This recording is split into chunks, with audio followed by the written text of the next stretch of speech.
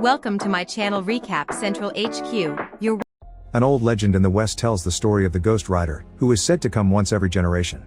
They're a damned soul cursed to ride the earth collecting the devil's deals.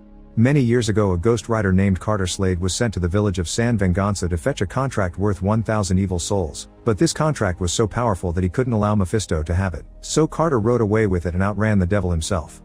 150 years later in 1986, Johnny Blaze and his father Barton work together as stunt motorcycle riders, although Barton is angry with Johnny because he keeps getting distracted by his girlfriend Roxanne sitting in the audience, which could cost him his life during a show. Barton's health is clearly deteriorating more every day, but he refuses to quit smoking no matter how many times Johnny throws his cigarettes away. One afternoon Roxanne comes to talk to Johnny to share some devastating news. Her father is sending her away to live with her mother. Johnny can't stand the idea of losing her and asks her to run away together. Roxanne enthusiastically agrees and they plan to do it the next day.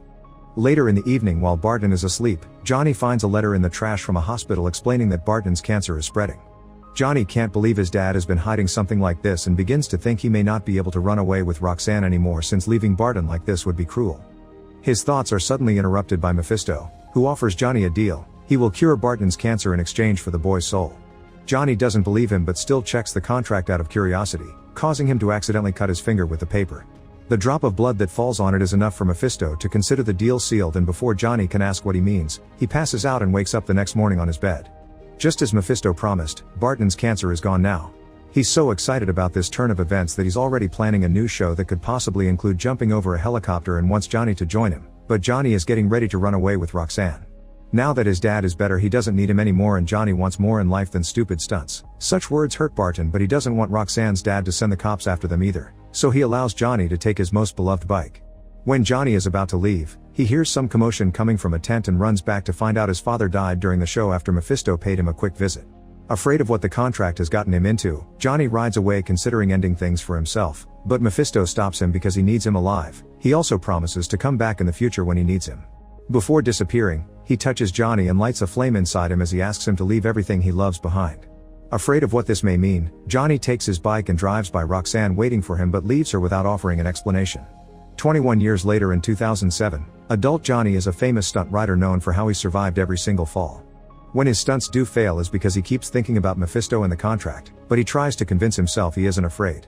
Johnny never gives interviews but he's on good terms with his traveling crew, especially his best friend Mac, who is worried about Johnny wanting to clear the length of a football field in cars with one jump on the anniversary of Barton's accident. There's also the fact Johnny's obsessed with weird religious books that Mac thinks may be messing with his mind, but Johnny dismisses his worries, explaining he's waiting for a sign. Meanwhile Mephisto's son Blackheart appears on Earth and approaches a biker bar to kill every human inside.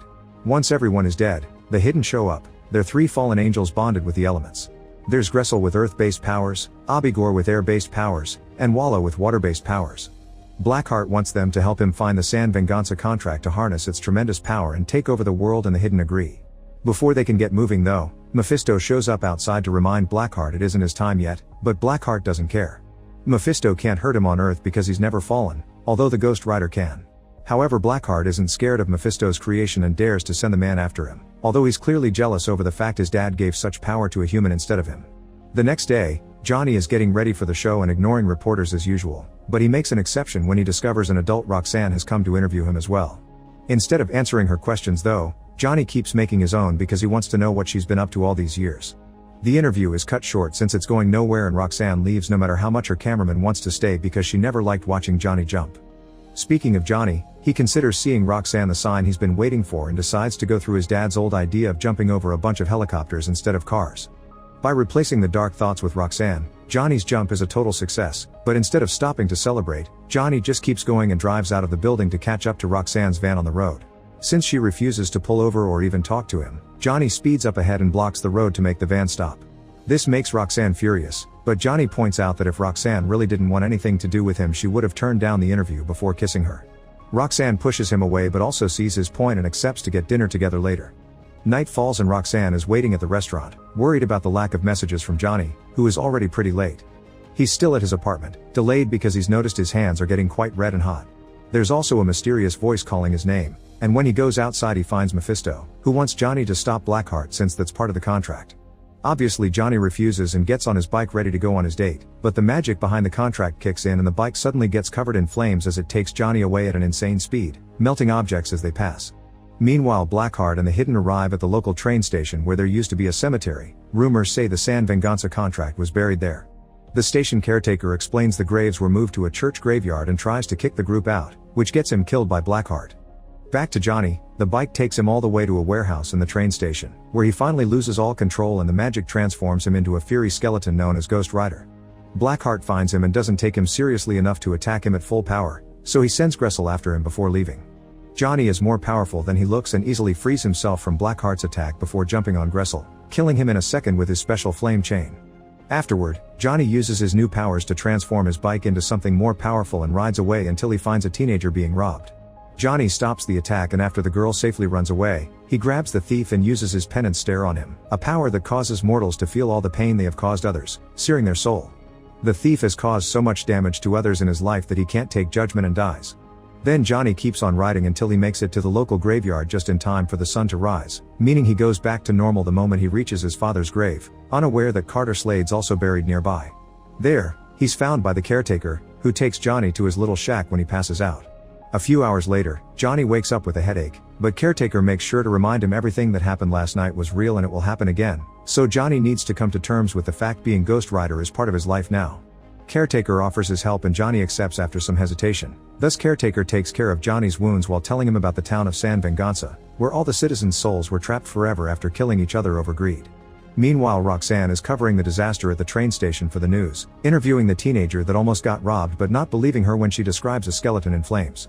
After the interview is done, Roxanne is approached by Johnny trying to apologize, but she doesn't accept it, pointing out this is the second time he's hurt her and that maybe her father had been right, he's just a phase. While the cops found a bike license plate under all the rubble, Johnny returns home and while using tips from his religious texts, he begins practicing to control his powers. His training is interrupted by Roxanne, who is leaving town soon and wants to apologize for the hurtful things she said only to end up kissing him. Worried about the whole Ghost Rider deal, Johnny pushes her away because he doesn't want to put her in danger. This enrages Roxanne, who is tired of Johnny's mixed messages and forces him to confess what's going on. Obviously she doesn't believe him and she gets even angrier when he asks her to leave because the sun is setting, so she's out of the door with her heart broken and assuming Johnny is just making up excuses to get rid of her. As soon as Roxanne is gone, the cops show up to arrest Johnny because the license plate they found was from his bike. At the police station, the detectives try to pull off the good cop/bad cop trick on Johnny and even threaten his career, but since Johnny doesn't fall for it, he's put in a cell until he's ready to confess. This cell is full of inmates eager to beat up a famous person, but as soon as they come closer, night finally falls and Johnny becomes Ghost Rider again, easily knocking out all the prisoners with one single hit except for a teenage boy with a pure soul. After stealing another prisoner's jacket, Johnny burns the cell bars and escapes on his bike, ignoring the cops that try to stop him by driving on water. Meanwhile, Blackheart is visiting the priest that supposedly protects the location of the San Venganza contract, but the priest refuses to talk and gets killed. Blackheart can also sense that Ghost Rider is coming after them, so he sends Abigor to stop him. This causes Johnny to chase the demon all over the city while the cops chase him in return. When Abigor climbs up a very tall building, Johnny does the same on his bike. This is seen by Roxanne from her hotel room and helps her start believing the story. On the top of the building, Johnny uses his chain to catch the police helicopter and throws it away before turning to Abigor, but the same trick doesn't work on him because you can't grab something made of air.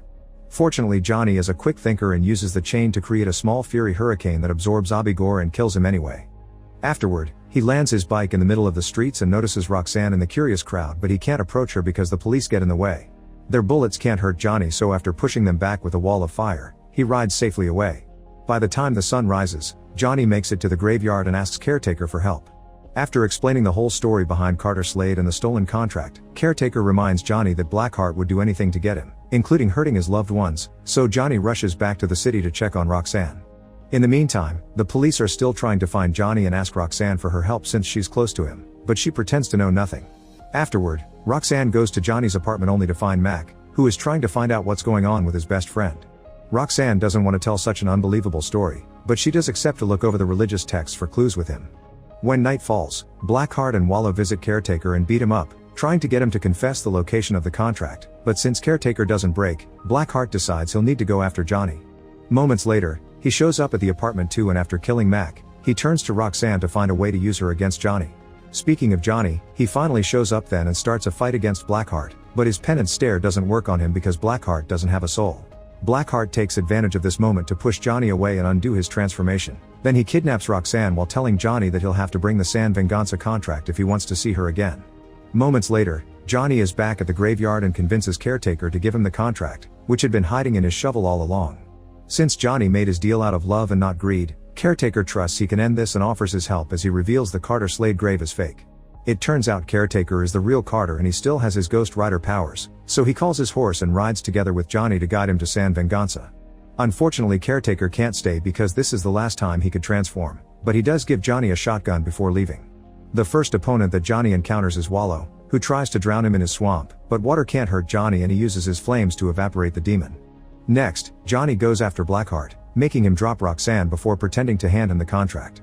This is just a trick that triggers another fight, but since the sun is coming out, Johnny loses his powers and can't stop Blackheart from grabbing the contract and absorbing the power of all the souls, transforming him into Legion. Johnny still refuses to give up and shoots Legion with his shotgun, but the bullets don't hurt him and Legion grabs Johnny by the neck, ready to kill. Luckily he's saved by Roxanne, who retrieves the shotgun and blows up Legion's head, making him drop Johnny. While Legion takes a moment to regenerate, Johnny takes the shotgun from Roxanne and manages to transform it the same way he did with his bike by putting it in the shadows, because the problem is sunlight itself and not just the time of the day. A shot from this powered weapon blows up Legion, and while he goes through regeneration again, Johnny watches the souls reforming the demon's body, which gives him an idea. By stepping into the shadows, he manages to transform into Ghost Rider, and this time, he can use his penance stare because now Legion has thousands of souls to be judged. By burning all the corrupt souls, Legion dies as well. With their enemy defeated, Roxanne comes closer and touches the flaming face, proving she isn't afraid of Johnny before kissing him. On their way out, they come across Mephisto, who congratulates Johnny on a job well done and asks for the Ghost Rider power back. However, Johnny refuses to return it because he doesn't want it to fall in the wrong hands, so he'll keep it to protect the innocent. Unfortunately, this also means Johnny can't have a normal life again, so after Mephisto is gone, he says goodbye to Roxanne, who is very understanding since this is what Johnny has always been. The couple shares one last kiss before Johnny rides his bike into the sunset to start a new life as the only Ghost Rider. If you enjoyed this video, please give it a like, subscribe to the channel Recap Central HQ, and click the bell icon to stay updated with our latest content. Thank you for your support and encouragement.